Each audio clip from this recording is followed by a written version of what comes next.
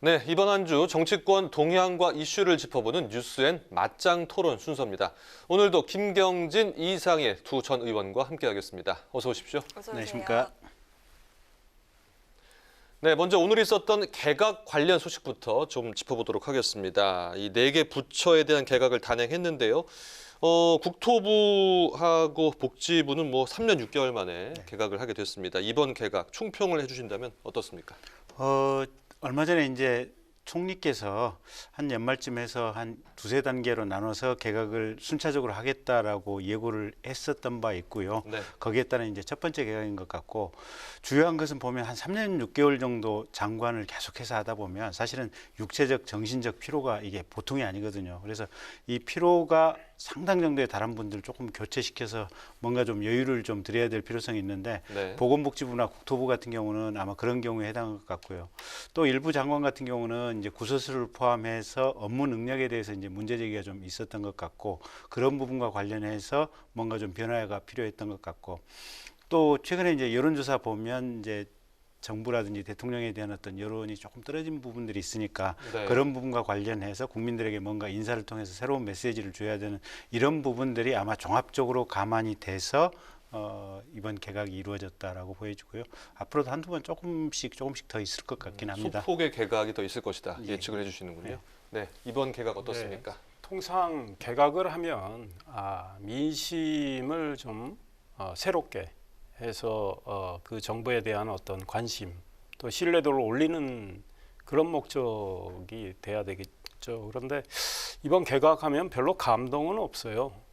제가 보기에 지금 국토부 장관이 아마 가장 주목이 되는 거죠. 김현미 이제 장관이 그동안 구설이 많았지 않습니까? 최근에는 아파트가 빵이라면 해가지고 빵또 하나트 별명도 얻었는데 24번, 24번의 부동산 정책, 24전 24패라는 불명예를 안고 이제 퇴진하게 됐는데, 그렇다면 국민이 새로 오는 장관, 물론 인사청문회를 또 거쳐야 되지만 새로 오는 장관을 통해서 정책 변화의 메시지를 기대하거나 읽을 수가 있어야 되는데, 지금 댓글들 달린 거 보시면요, 김현미보다 더하다, 이제 이런 이야기가 나오고 있어요. 이분은 그동안에 쭉 이야기한 것들을 보면 현 정부 부동산 정책이 이명박 박근혜 정부보다 훨씬 신속하고 잘 됐다, 이런 입장이고, 조세 정책 또 임대료 규제를 더 해야 한다. 심지어는 임차인한테 이 3년 계약갱신 청구권 또 3년에서 6년 거주하게 해야 된다. 네. 이런 이야기까지 하신 분이라서 아파트 값이 더 오르겠네, 이렇게 반응들이 나오고 있어요. 그래서 국민들이 좀 냉소적으로 지금 바라보고 있기 때문에 민심의 어떤 변화를 주겠다는 개각의 의도가 있었다면 저는 실패한 거라고 보고, 다만 한 가지, 김현미 장관의 좀 헛소리 안 듣게 돼서 국민이 다행인 점이 있겠다. 그다음에 이종옥 여성부 장관, 이분도 역시 서울시장, 부산시장 보궐선거와 관련해서 우리 네. 세금 838억 원이 들어가는데, 그게 그 세금이 우리 국민이 성인지 학습할 그런 비용인 것처럼 말해서 또 빈축을 샀고, 얼마 전에 국회에서는 투명인간 취급당했잖아요. 질문 한번 못 받았는데, 이런 분들, 국민들이 다시 한번 그런 분들 얼굴 보면서 우라통이 이렇게 터지는 거를 안 보게 돼서는 다행인 측면이 있지만, 정책 변화는 기대하기 어렵다, 이런 생각이 들고, 한 말씀만 더 드리면 추미애 법무부 장관 이대로 놔둔 의도, 짐작은 갑니다. 윤석열 검찰총장에 대한 징계를 마무리를 해야 될 때까지 놔둘 것 같은데, 아직 민심을 대통령께서 못 잊고 개각을 하고 있다, 이런 지적하고 싶습니다. 네, 추미애 법무부 장관 유임 결정이 나면서 추가 개각 여부에 관심이 또 쏠리고 있는데요. 언제쯤으로 전망을 하시고, 또 그때는 박영선 장관과 추 장관이 포함이 될지 그것도 말씀 부탁드리겠습니다. 아마 이 다음 2차 개각이 있다면 두 분은 아마 바뀔 가능성이 커요. 추미애 장관의 경우는 지금 윤석열 검찰총장에 대한 징계위원회가 10일로 예정이 돼 있습니다. 네. 그 징계위원회가 또 연기될지는 모르겠지만, 그 윤석열 총장이 일단 검사징계법에 대해서 헌법 소원도 냈고 가처분 신청도 냈는데, 그거와 헌법재판소가 어떤 판단을 할지 가처분 신청에 대해서 지켜봐야 되겠지만 그렇게 빨리 나올 것 같지는 않아 보여요. 어찌됐든 일단 그 문제가 마무리되면 개각이 될까요? 어찌됐든 가처분 신청하고 무관하게 네. 윤석열 총장에 대한 징계 문제를 매듭을 지어야 되지 않겠어요? 예. 그래서 문재인 대통령이 사실 전면에 나선 지금 형국이거든요. 왜냐하면 법무부 차관을 바로 공석을 채웠기 때문에. 그래서 10일 징계위원회가 예정대로 열리고 윤석열 총장에 대한 징계 의결이 이루어지고 대통령의 제청이 되고 대통령이 제거하고 이런 수순이 마무리된 다음에 추미애 장관은 자진 사퇴 형식이든 이런 식으로 물러나겠죠. 그리고 이제 박영선 지금 중소기업 벤처부 장관의 경우는 서울시장을 염두에 두고 있고 네. 물밑에서도 움직이는 거로 돼 있기 때문에 본인이 아마 이제 사의 표명을 할 겁니다. 그래서 물러나실 걸로 봅니다. 네. 추가 개각과 관련한 전망. 예, 아마 박 장관께서는 이제 아마 다음번 개각에 반드시 들어갈 것 같고요. 내년 서울시장 출마 의지가 대단히 강한 걸로 이제 저도 알고 있거든요. 네. 그리고 추 장관 같은 경우는 방금 이상일 전 의원께서 말씀하신 대로 이 징계와 관련된 부분이 잠정적으로 정리가 되면 그리고 공수처 출범이 어느 정도 가시화가 되면 아마 개각 대상이 되지 않을까 저도 그렇게 예상을 하고 있습니다. 네, 그렇군요. 이 지지율 얘기를 좀 해봐야겠는데요. 지지율이 앞서 저희도 전해드렸지만 문 대통령 지지율 40% 아래로 떨어졌습니다. 이번 개각을 통해서 좀 여론이 반등될 수 있을지 좀 질문을 드리고 싶은데 앞서 말씀해주신 내용을 보면 어려울 것 같습니다. 어떻습니까? 예, 여론에 대해서 장담하기는 어렵지만 네. 여론의 흐름은 지금 법원에 이제 결정이 있었잖아요. 윤석열 총장에 대한 추미애 장관의 조치, 직무배제 조치, 징계 청구 네. 이게 일단 절차적으로 많은 흠결이 있어서 이 부당하다는 결정이 나왔고 검찰의 중립성, 독립성을 강조하는 대목이 결정문에도 실렸단 말이죠. 그 다음에 법원의 감찰위원회에서도 징계 청구, 직무 배제가 부당하다고 지적을 만장일치로 했고요. 네.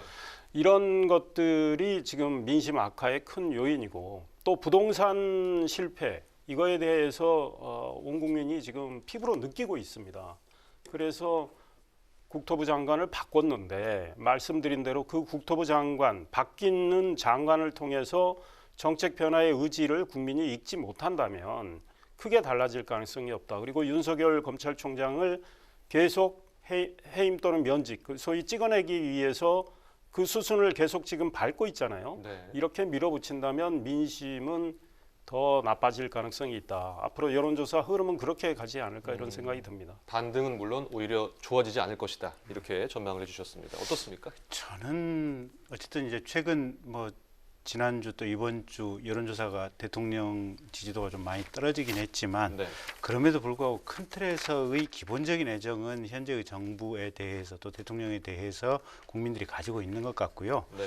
이제 문제의 핵심은 지금 이 법무부 장관과 그다음에 검찰총장의 갈등이 얼마만큼 빠른 시간 내에 해소가 될 수 있느냐, 그리고 그 과정에서 국민들이 얼마만큼 이렇게 일방적인 이 어떤 압력이랄까 이런 것이 없다고, 그러니까 대통령이 엊그저께서 말씀하신 대로 공정하게 이 갈등이 해결된다고 생각을 하느냐, 이게 가장 이제 결정적인 문제고, 그 과정에서 어쨌든 큰 틀에서 제일 중요한 것은 겸손한 모습이랄까 자세, 이런 것들이 대단히 중요하다고 봐야 될 것 같고요. 그다음에 이제 최근에 코로나 이게 환자 수치가 급격하게 증가를 네. 하고 있지 않습니까? 오늘 600명이 넘었더라고요. 예. 그래서 국민들이 이제 좀 불안해하고 있고 이런 부분들인데 얼마만큼 신속하게 이 부분을 정리를 정부가 할 수 있느냐. 그다음에 최근에 이제 백신이 나오기 시작했는데 우리 정부가 백신을 얼마만큼 빨리 가져와서 국내에서 접종을 할 수 있느냐.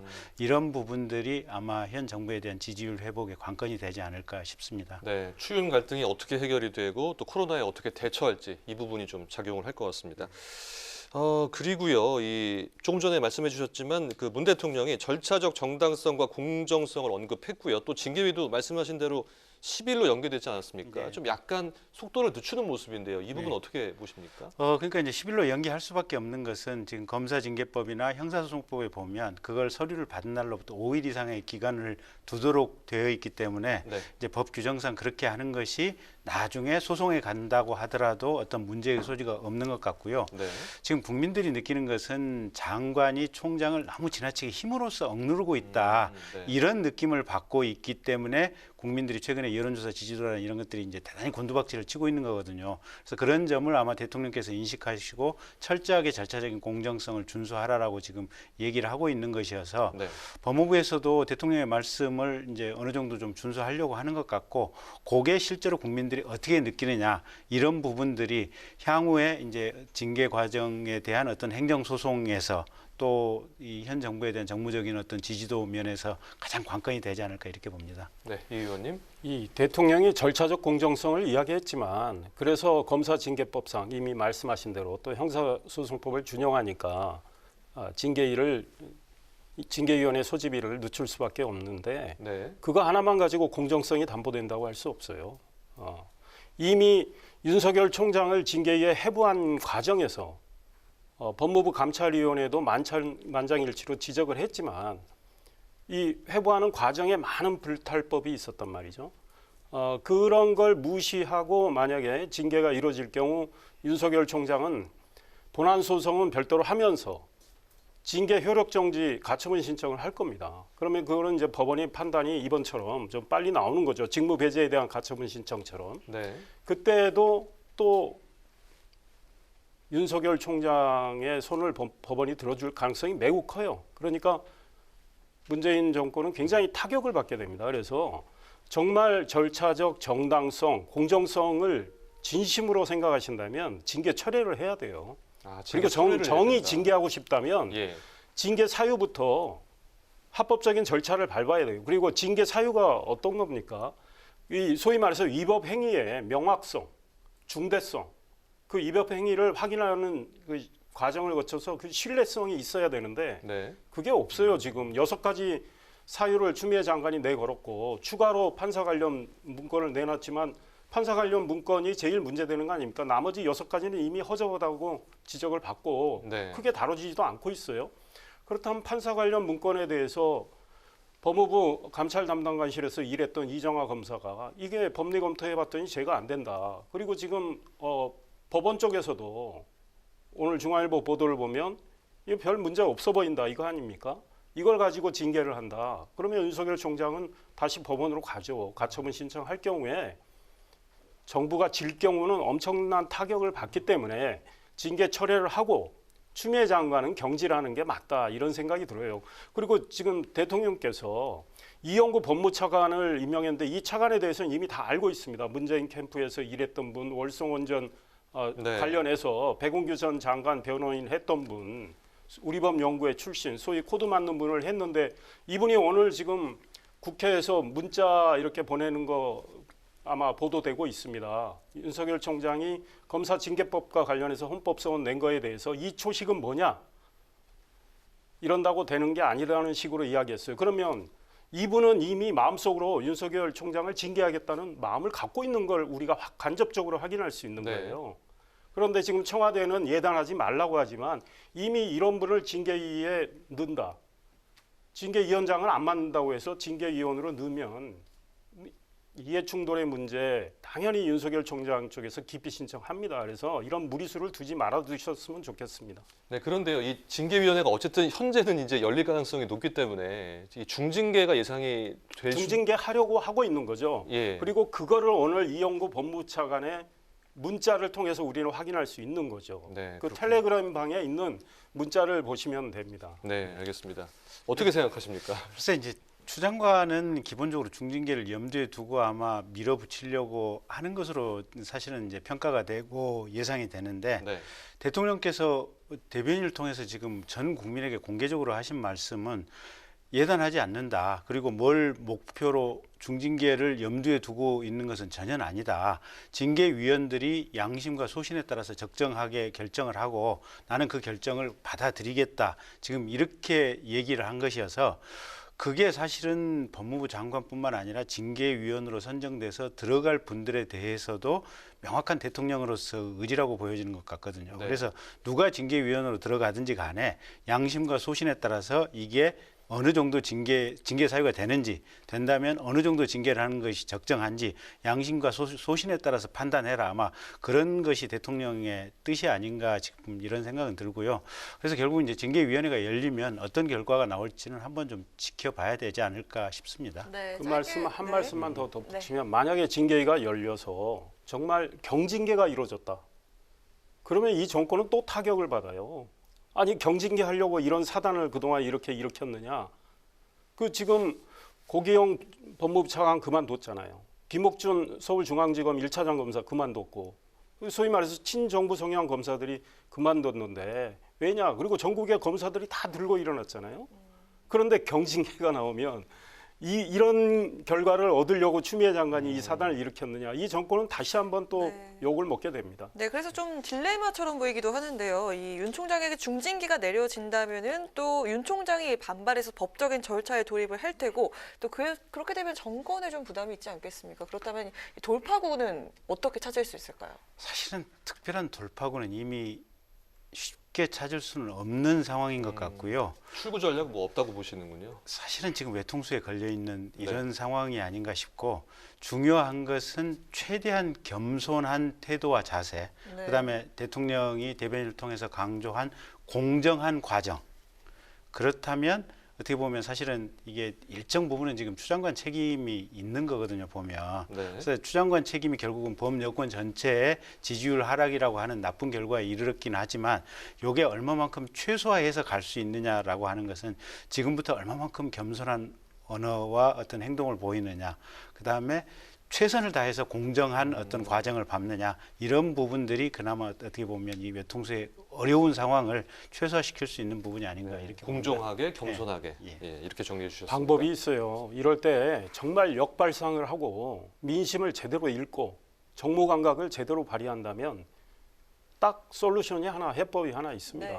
이미 말씀드린 대로 문재인 대통령께서 직접 말씀하시기가 그러면 추미애 법무부 장관이 징계를 딱 철회하는 겁니다. 철회하고 본인은 사퇴를 하는 거예요. 아, 그동안에 내가 무리수를 뒀다. 그 무리수 때문에 이 전국의 검사들이 다 성명을 내고 반발하고 또 일부 검사들이 고위 검사들이 사직을 하게 됐고 돌이켜보니 내가 좀 부족했고 무리수를 뒀다. 이러면 아마 민심이 마지막에 그래도 이 정부가 잘못을 인정할 줄 아는구나 이렇게 생각할 거예요. 그런데 이 정부는 그동안 우리가 목격을 해왔지만 잘못을 저질러 놓고도 한 번도 인정한 적이 없어요. 그냥 밀어붙이기로 가는 겁니다. 그렇게 해서 민심은 더 악화되는 길로 가는 거죠. 네, 결국 징계위원회는 열릴 것이다. 뭐 이렇게 정리해 볼 수가 있겠습니다. 다른 사안 좀 짚어보겠습니다. 이 안타까운 소식이 있었는데요. 그 옵티머스 관련해서 복합지 임대료를 지원받았다 이런 의혹으로 검찰 수사를 받던 민주당 이낙연 대표 비서실 부실장 이모 부실장입니다. 어제 이 극단적 선택을 한 것으로 알려졌는데요. 여권에서는 좀 검찰의 과잉 수사 때문 아니냐 이렇게 강하게 반발을 하고 있습니다. 이 부분 어떻게 보십니까? 그러니까 지금 대검의 윤석열 검찰총장이 이 사망 사실을 이제 보고 받았단 말이에요. 나중에 네. 그 실종 사실은 보고를 대검 반부패부장 신성식 부장 친여 성향의 검사 아닙니까? 보고 안 했어요. 사망한 다음에 보고를 했고 보고 받고 나서 혹시라도 서울중앙지검에서 이 인권 침해 같은 어떤 압박이 있었느냐 조사를 하라고 지시를 했지 않습니까? 네. 그런데 서울중앙지검은 누가 지금 책임자입니까? 이 정부의 대표적인 친여 성향의 검사인 이성윤 지검장이 맡고 있어요. 그리고 이성윤 지검장은 이 사건을 원래 서울 남부지검에 배당된 사건을 본인이 하겠다고 가져왔습니다. 그래서 지금 이제 저런 불행한 일이 생겼는데 그 서울중앙지검에서 그런 일이 있었는지를 이제 확인해야죠. 만약에 불미스럽게 검찰이 소위 말해서 과도하게 수사를 했다나 이런 거는 네. 이제 확인을 해야 되겠지만 제가 보기에는 변호사가 입회를 했을 거고요. 또 아마 조사받는 걸 영상으로도 담아놨을 가능성이 있어요. 이런 걸 다 확인한 다음에 민주당의 서른 의원 같은 분이 검찰의 문제를 지적을 해야 되는데 네. 서른 의원의 의도는 뭐냐? 검찰의 강압 수사가 있었다는 식으로 마치 이야기하는 건 지금 윤석열 총장에 대해서 민심이 우호적으로 가 있는 거를 어떻게 좀 바꿔보려는 일종의 의도다. 그러니까 돌아가신 분의 그 죽음을 정치적으로 이용하려는 그런 태도를 보이고 있다라는 게 저는 그렇게 생각을 하고요. 서른 의원은 객관적인 사실을 확인한 다음에 그런 지적을 해야 됩니다. 네, 알겠습니다. 이 사안 관련해서 갑자기 궁금한데요. 이 영상 자료 같은 것이 있을까요? 있죠. 근데 그거를 검찰이 공개할 수는 없는 게 네. 그러면 사실은 피의사실 공표 문제라든지 아. 수사 기밀 공표 문제가 되니까 검찰이 그걸 공개할 수는 없는 노릇이고요. 네. 아마 이게 강압 수사는 아마 인정될 가능성은 거의 없는 것 같아요. 물론 윤 총장이 서울중앙지검의 인권감독관에게 이 부분 확인해 보라 그랬으니까 그 확인 결과를 아마 이제 그 부분은 발표를 할 거예요. 네. 그래서 그걸 들어보면 알겠지만 조사받는 동안에 변호사가 옆에 참여를 했었고 저녁 6시 반이 돼서 그러면 밖에 나가서 식사하고 들어와서 더 추가 조사를 하자라고 얘기를 했고 아마 변호사랑 같이 나가서 그 다음에 헤어진 다음에 일이 생겼다는 것 같으니까 이거는 아마 강압 수사 가능성은 거의 없는 것으로. 없어 보이기는 한데 예. 어쨌든 그럼에도 불구하고 인권감독관에게 총장이 조사 지시를 했으니까 그 과정을 아마 지켜보면 될 것 같습니다. 네, 야당의 경우에는 이 고인에게 애도를 표하면서도 옵티머스 사건이 비극이 일어난 배경에 대해서 진실이 밝혀져야 한다 이런 입장인데 앞으로의 파장 어느 정도일지 짧게 답변 부탁드리겠습니다. 큰 파장이 생길 문제는 아닌 것 같아요. 그러니까 검찰청 경내에서 자살을 했다든지 뭔가 변호사가 입회하지 않은 상태에서 수사를 받다 자살을 했으면 여러 가지 조금 복합적인 상황이 생길 수도 있는데 네. 그렇지 않은 상황 속에서 있기 때문에 무슨 과잉 수사 논란이 쉽게 되기도 어려운 것 같고 그래서 이 부분은 그냥 잠시 시끄럽다가 그냥 덮어질 길게 이어지지는 않을 않을 것으로 이슈라고 보시는군요. 보이기 때문에 전국에 아마 큰 영향은 없을 것 같습니다. 네, 동의하십니까? 이 돌아가신 분은 매우 불행한 그런 일을 당하셨는데 옵티머스 사건은 사건대로 또 수사가 실체를 네, 제대로 이어져야죠. 규명을 해야 되는 거겠죠. 그런데 지금 현 권력과 옵티머스 이 펀드 사기와 어떤 관련성이 있느냐에 대해서는 앞으로 수사를 통해서 그거는 다 확인을 해야 되고 네. 이낙연 민주당 대표는 어찌됐든 오랫동안 자기를 도왔던 정말 최측근의 한 분이 그런 불행한 선택을 하셨는데 정치적으로는 이낙연 대표는 좀 타격을 입을 수도 있겠다 이런 생각이 듭니다. 네, 알겠습니다. 오늘 뉴스엔 맞짱 토론 지금까지 김경진 전 의원, 이상일 전 의원과 함께했습니다. 오늘 말씀 감사합니다. 네, 고맙습니다.